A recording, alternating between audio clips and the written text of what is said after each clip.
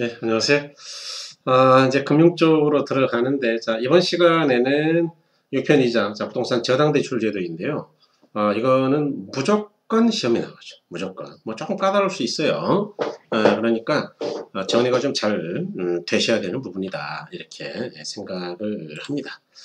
여러분, 일단 보시면, 저당대출의 개요인데, 저당이 뭐냐 이야기죠. 여러분, 민법 공부하시잖아요.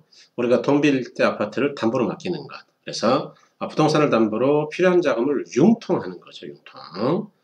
그럴 때 가로 이번에 저당의 종류인데 이 저당의 종류는 어떤 게 있느냐. 뭐 시험에서는 나올 가능성이 거의 없는데 이 전통적 저당, 우리가 흔히 말하는 저당이에요. 그 다음에 정부지원 저당이 있다. 그러면 이 둘은 차이가 뭔지는 알아야 되겠죠. 그래서 전통적 저당은 정부지원 저당에 비해서는 대출 기간이 짧고 빌려주는 돈 대부 비율도 낮다. 그럼 정부지원 저당은 뭐냐? 이거는 내 집이 있으면은 내 집을 담보로 돈을 빌리면 되는데 무주택 서민들은 내 집이 없잖아요. 그런데 집이 가장 필요한 분들이죠. 그러니까 은행에서는 집이 없으니까 대출을 안 해주잖아요. 그래서 정부가 지원하는 건데 저소득층 보호를 위한 여러 형태의 주택 관련 보증 프로그램이다. 이런 정부 보증 프로그램은 대출권이 안게 되는 위험을 실질적으로 제거해 준다. 즉 은행 입장에서는 아무리 돈을 빌려 주라 그래도 정부에서 아니 무주택 저소득층은 담보가 없잖아요. 그러니까 저 사람이 안 갚으면 나는 어떡하라고요. 이렇게 하니까 정부에서 제가 못 갚으면 정부 내가 대신 갚아줄게. 이걸 보증이라고 그러잖아요. 보증. 그러니까 정부가 보증하니까 위험이 전혀 없죠. 그리고 재래적 저당보다는 대출 기간이 훨씬 길어요. 예컨대 일반 저당이 20년, 최장이라면 정부 지원 저당은 30년까지 길죠. 그 다음에 대부 비율도 높아요. 예를 들어서 우리나라 같은 경우는 이제 일반 저당이 가장 많이 빌려줄 때가 과거에 80%였어요. 그런데 정부 지원 저당은 약 90%까지 나온단 말이에요. 그러니까 상당히 많이 빌려준다. 또 이자로 따져도 그래요. 이자. 정부는 위험이 전혀 없죠. 그래서 위험이 없으니까 위험과 수익의 비례관계, 은행이 요구하는 수익이 이자인데 이자도 저리겠죠. 저리. 그런데 전통적 저당은 그보다는 조금 높겠죠. 물론 저당 자체가 원래 저리지만 정부지원 저당보다는 조금은 높아야 되겠죠. 그러니까 정부지원 저당은 당연히 서민들에게는 크게 도움이 되죠. 많이 빌려주죠. 조금씩 쪼개서 오랜 기간 갚도록 하죠. 이자도 싸죠. 그러니까 상당히 좋은 의미의 것이다. 아까 우리가 공부하셨던 국민주택기금 그런 데에서 전세자금 대출을 받으면 이자가 가장 싸단 말이에요. 1점 몇 프로 뭐 이렇게 아니면 2%대 초반. 그 다음에 저당 관련 기초 용어인데 이거야 다 아시죠? 이자율. 이자율은 돈 빌릴 때 우리가 내는 이자. 그래서 중요한 건 이건데 자, 이자 금액의 계산은요. 항상 대출 잔액에다가 이자를 곱하는 거예요. 그러니까 원금이 아니고 그 당시에 대출 잔액.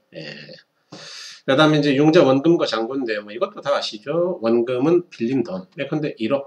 잔고는 그동안에 갚고 남은 것 이런 거겠죠. 그 다음에 이제 동그라미 3번은 꼭 좀 기억하셔야 되는데 자, 매기의 원리금 지불해요. 이걸 다른 말로 뭐라 그러느냐. 원리금이 원금과 이자를 합한 거 아니에요? 그래서 우리가 1억 빌렸다 그러면 달달이 50 갚는다. 그게 원리금이죠. 그런데 이걸 다른 말로 데비트 서비스 부채 서비스액이라고도 하고 다른 말로는 저당 지불액이라고도 하고 다른 말로 월부금이라고도 한다. 이 다른 말이 다 시험에 나왔어요. 그러니까 이제 우리 수험생들이 특히 취약한 부분이 이렇게 용어를 바꿔 쓸 때인데 용어를 좀 바꿔서 썼다 하더라도 이게 이거구나 라고 알아야지 전혀 별개의 것이다 라고 생각하면 안 돼요. 그래서 매기 원리금 지불액을 저당 지불액이다, 부채 서비스액이다 또는 월부금이다. 월부금, 매달 내는 부금 이렇게 생각하시면 되고요. 그 다음에 여기 융자 비율하고 총부채 상환 비율은 이건 무조건 외워야 돼요. 이해할 뿐만 아니고 외우고 계셔야 돼요. 계산 문제로도 아주 자주 나오니까. 그래서 융자 비율은 투자이론에서 공부했죠. 대부 비율, LTV. 그래서 영어로 LTV 할 때 이 2는 나눈다 이야기였죠. 그래서 분모가 이거. 예? 가치, value. 분자가 이거 런이죠, 런. 이 빌린 거. 그래서 이걸 다른 말로 대부 비율이라고도 한다. 예. 그 다음에, 자, 총부채 상환 비율이죠. DTI인데, T는 나눈다 그랬죠. 그래서, 인컴이 분모네. 예? 소득. 그 다음에, 데빗이 뭐냐? 그러면, 데빗은 빌린 거. 그래서, 빌린 거에 대해 갚는 거죠. 그래서, 당해 대출에 대한, 원리금 지불액. 더하기, 그 전에, 이번에 대출을 받기 전에 빌린 돈에 대한 이자가 있다면, 그것도 소득으로 갚잖아요. 그래서, 기타, 부채에 대한 이자 지급액. 그래서, 이렇게 기억하면 돼요. 연간 소득 분의 원리금 더하기 기타 이자. 이렇게 짧게. 이건 기억하셔야 된다 그랬습니다. 네. 그 다음 이제 큰 2번에 저당 위험인데요. 이 저당 위험은 뭐 어쩌다 낼 수 있습니다만 이해만 하고 계시면 돼. 이해. 외울 필요는 없습니다. 자, 채무불이행 위험이 뭐냐? 민법 용어죠. 돈을 빌렸는데 못 갚는 것. 그래서 상환하지 못할 때 위험이죠. 그래서 동그라미 3번 보시니까 채무불이행 위험은 차입자의 소득이 감소하여 상환 능력이 감소하는 경우 또는 담보부동산 가격이 팍 꺾였어. 그래서 가치가 하락한 경우 발생할 수 있다. 뭐 이런 정도. 그 다음에 가로 2번에 조기상환 위험이죠. 이 조기상환 위험이라는 거는 약정된 기간보다 먼저 갚는 거예요. 그러니까 은행 입장에서는 대출해주고 앞으로 10년간 이자가 나오겠지 기대하고 있었는데 차입자가 1년 만에 갚아버려요. 그러면은 남는 9년 동안은 이자 발생이 안 되잖아요. 그래서 그것도 위험이에요. 그래서 이걸 다른 말로 만기 전 변제 위험이라고 한다. 이런 이야기죠. 아직은 조금 어려운데 동그라미 1번 보시면 고정금리 저당의 경우 그러니까 만기가 10년일 때 10년간 금리가 딱 고정돼 있다.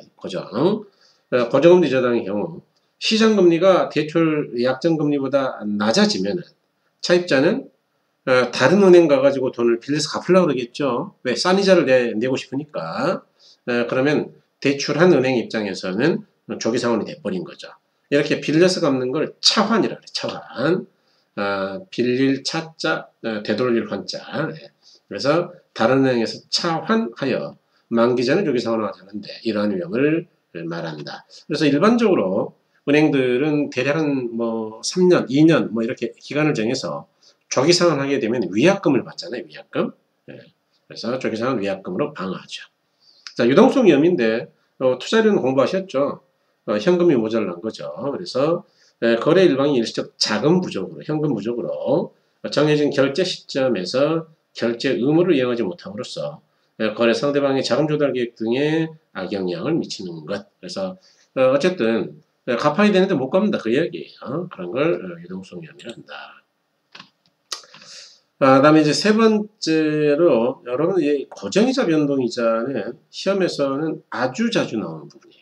그래서 조금 이해가 깊게 되셔야 됩니다. 자, 고정이자율 저당 대비 방법이죠.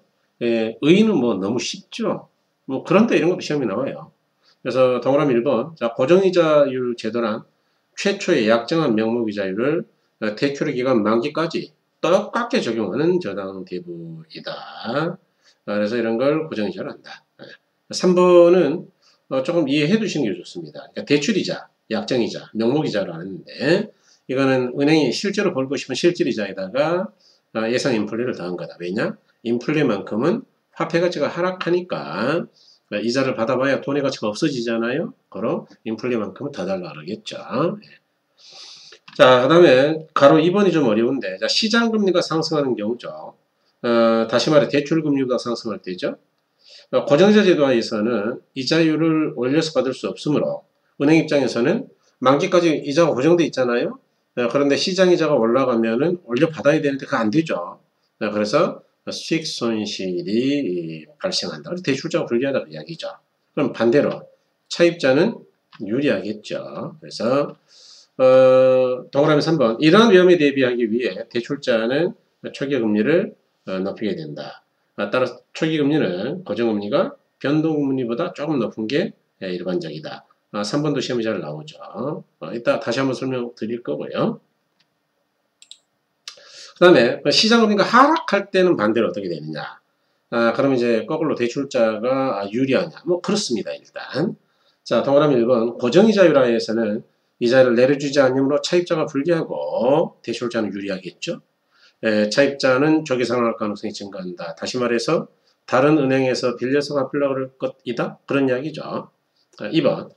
대출자는 최초 대출 만기까지 얻을 수 있었던 이자 수입이 상실되므로 대출자의 조기상환 위험이 증가하게 된다. 이에 대비하기 위해 일정 기간 차입자에게 위약금, 즉 조기상환 수수료 등을 부과하기도 한다. 이런 이야기죠. 그래서 이걸 정리해 보면 여기 이제 고정이자율하고 변동이자율이 있는데 상대적으로 이거 초기이자가 좀 높고 얘는 낮다 그 이야기죠. 왜요? 이거는 대출자가 수익 손실의 위험이 있기 때문에 위험이 클수록 요구하는 수익 이자도 높아야 되겠죠. 변동이자는 대출자에게는 위험이 별로 없죠. 그러다 보니까 위험이 낮아요. 그래서 이자가 낮은 거죠.